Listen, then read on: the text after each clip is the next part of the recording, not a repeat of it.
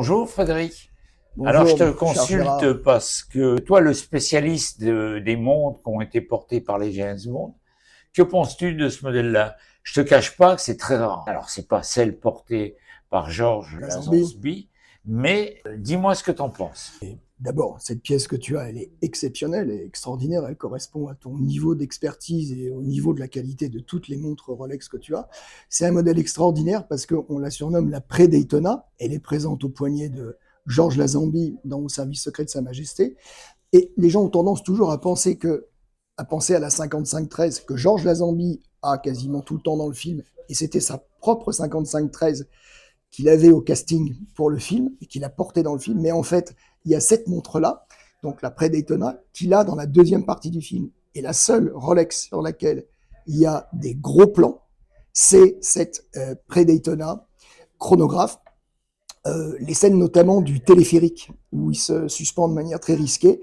Plusieurs fois, il regarde les temps de la remontée de la cabine. Et donc, il porte cette merveilleuse montre, qui est une pièce exceptionnelle, parce qu'en plus, elle change un peu de la Daytona classique. Et c'est pour ça qu'elle s'appelle Predaytona. Donc c'est un modèle exceptionnel, rare, que bon, j'ai mis en avant dans la nouvelle édition de mon livre, James Bond, l'espion qui aimait les montres, et que je te dédie parce que elle correspond aussi à la passion Rolex, à ta passion, à ton expertise et à toutes ces formidables spécialités que tu as sur les Rolex. Donc oui, et puis surtout un hommage à Georges Lazenby, qui est pour moi peut-être mon James Bond préféré, puisqu'il a fait qu'un seul film.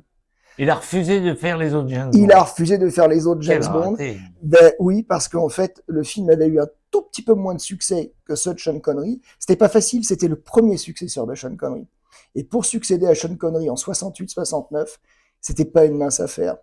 Donc, comme le film a moins bien marché, il a été mal conseillé et il pensait qu'à partir de 70, Bond c'était déjà trop classique, trop has-been et que ça marcherait plus et que ça ruinerait sa carrière. Et t'as l'histoire de la suite de sa carrière?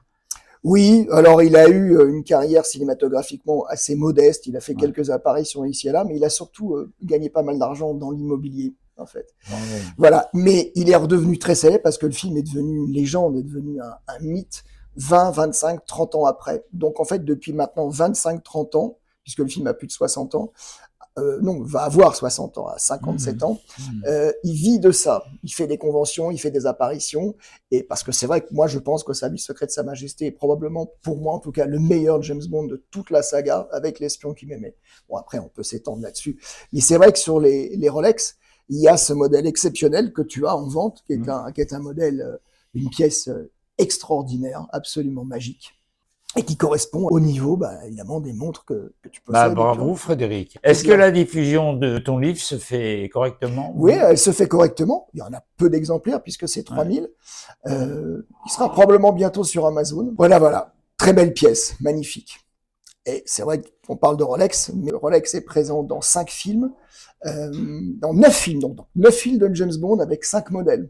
Ce qu'on oublie de dire, et c'est dans le livre, c'est que Sean Connery a porté l'espace de quelques secondes une Datejust 36 mm dans Opération Tonnerre. Il n'y a pas que la Submariner ou l'espèce de Breitling Top Time.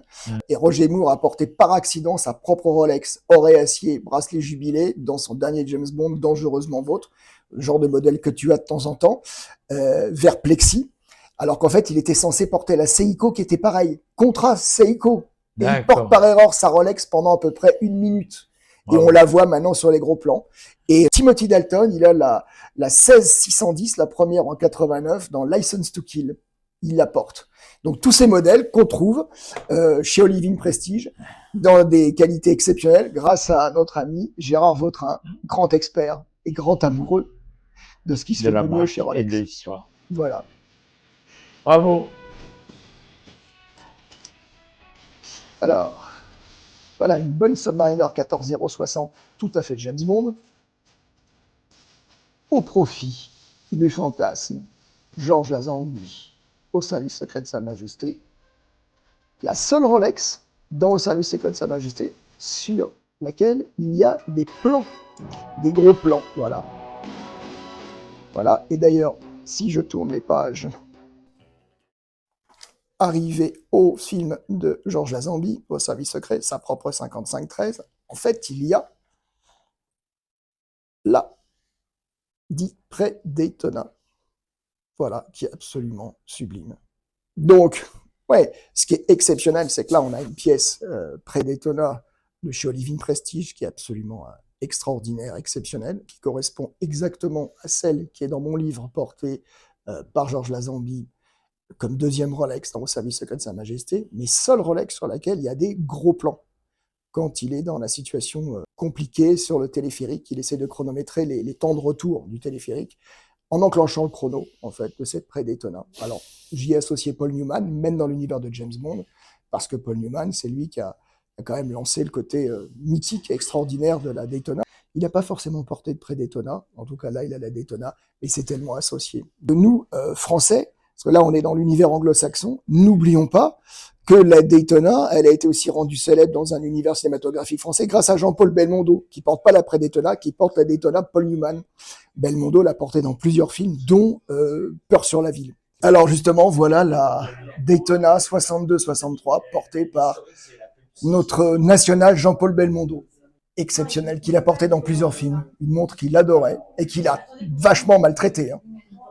Alors lui, avec Belmondo, il les ménageait pas, les garde-temps. Sacré Jean-Paul. Dans ce magnifique livre, on voit la Daytona de Jean-Paul Belmondo, notre héros national, qui mettait en avant, même sur l'affiche de Peur sur la ville. Et là, derrière cette lettre, une sorte d'attestation de Jean-Paul Belmondo, ayant eu ce magnifique garde-temps. Voilà. Une trace nationale, il est suspendu. Notre James Bond français, rustique, magnifique modèle. On peut dire en rappel de la pré-Daytona portée par Georges Lazenby, James Bond dans le service secret de Sa Majesté aussi. Que du rêve et du bonheur. Ça, vraiment, le modèle mythique avec le cadran panda crème que Monsieur Paul Newman nous a fait fantasmer. Voilà. Ce modèle est absolument exceptionnel et je vais vous dire, c'est presque la taille idéale pour une montre. Pour des poignets qui sont entre 16,5 et 18 cm. Puis quel confort, quel confort. Formidable. Bravo à Olivine Prestige. Voilà, voilà. Aujourd'hui, je porte une 14060 du début, c'est-à-dire des années 90,